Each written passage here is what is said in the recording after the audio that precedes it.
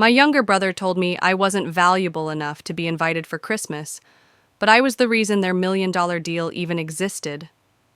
They laughed behind my back, thinking I didn't hear them. He'll probably spend Christmas alone again, just like last year. They thought I was a loser just because I never showed off my work, never talked about money, and always stayed quiet at family events. But this year, I had quietly become the real owner of the company they were trying to sign $1 million contract with. If this made you pause, don't forget to like, subscribe, and share, because what happens next will blow your mind.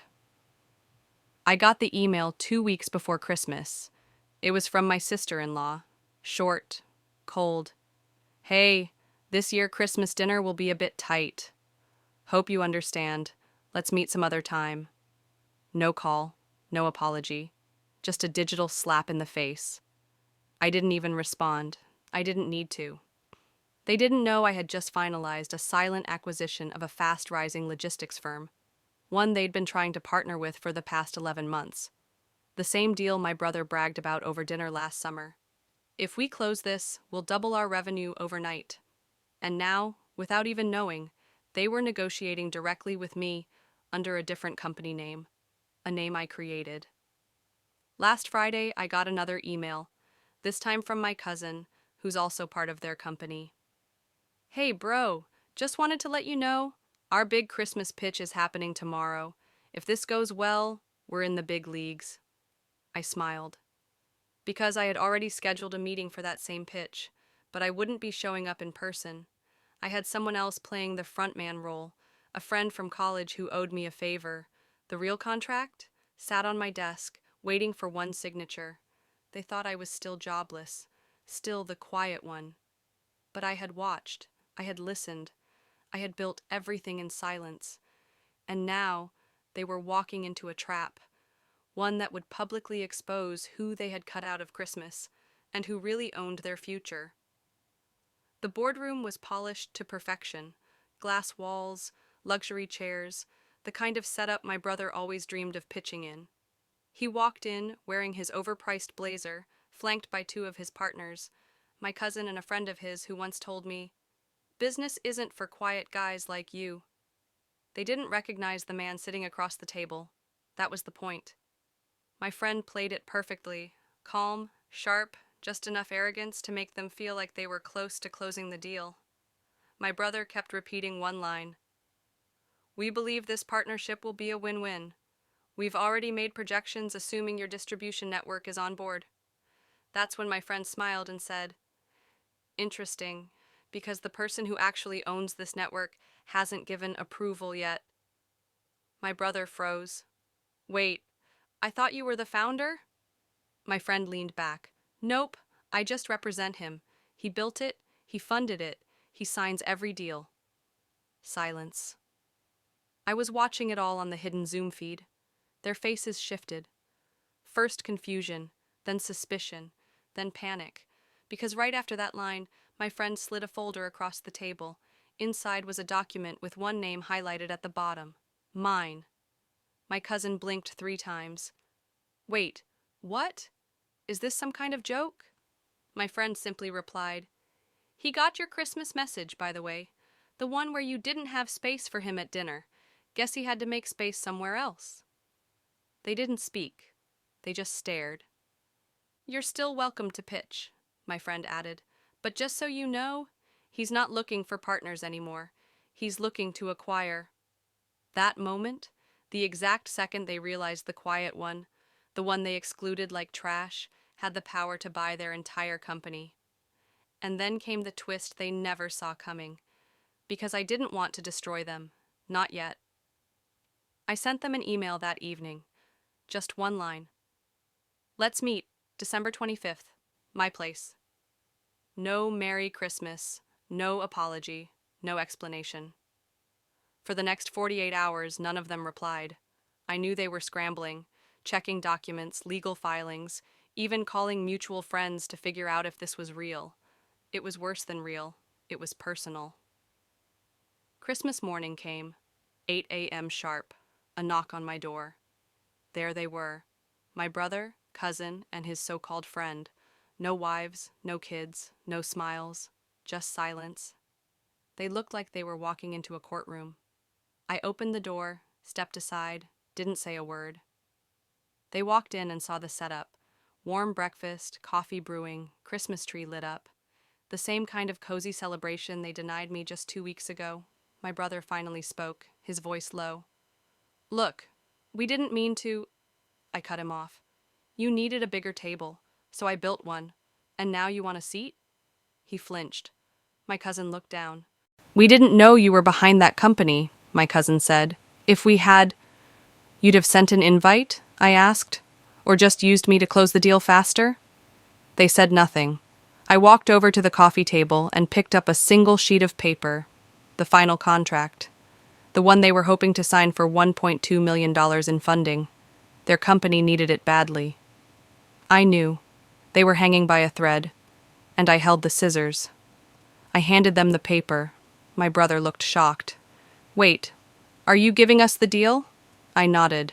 But there's a condition. They leaned in. From now on, I said slowly, you work under me. You take orders, you report monthly, and if any of you ever treat someone like they're invisible again... I paused, letting the words hit. I won't cut your deal. I'll cut your company. The air went cold. No one spoke. No one moved. And then, just before they left, my brother turned and said something I'll never forget. You really waited for the perfect moment, didn't you? I smiled. Number I created it. 2 weeks later, their office looked completely different. The logo outside had changed, replaced with the name of my parent company. My team had already stepped in. New systems, new leadership, and weekly reports sent straight to me. I didn't show up in person, not once, because the truth is, power doesn't need to announce itself. It watches quietly until it owns everything. My brother's office, once filled with ego and fake awards, now had a new desk, smaller, modest, and yes, he sat behind it. I made sure of that. His old position, reassigned to someone else, a woman they used to mock for being too soft. Turns out she was the only one who treated people with respect, including me. Now she was his boss. One afternoon, my cousin tried to call me 3 times. I didn't answer. Instead, I sent him a message. All team communications go through the portal now. Keep it professional. He didn't reply. He didn't need to. They were learning, slowly, painfully, what it felt like to be powerless in front of someone you underestimated. Meanwhile, I was working on something else, something they had no idea was coming. Because while they were busy adjusting to their new reality, I was finalizing a deal that would merge their company into one of our subsidiaries, completely dissolving their brand.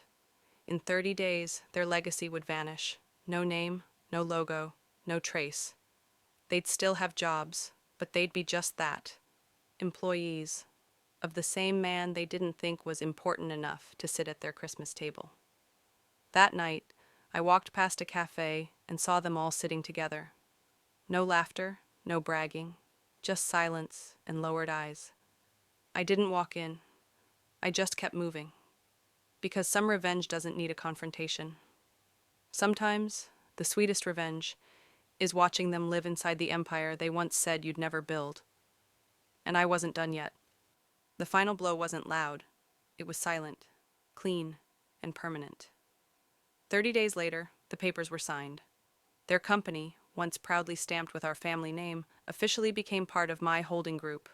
The same cousins who once joked about me being unemployed now had email addresses ending with @mydomain.com. And then came the meeting. Mandatory, all staff, conference room packed. They didn't know what was about to happen. They thought it was just a quarterly update. My brother sat in the front row, my cousin 2 seats over, trying not to look nervous. The lights dimmed. A short video played, a journey of the company, its mistakes, its mismanagement, the years of wasted potential.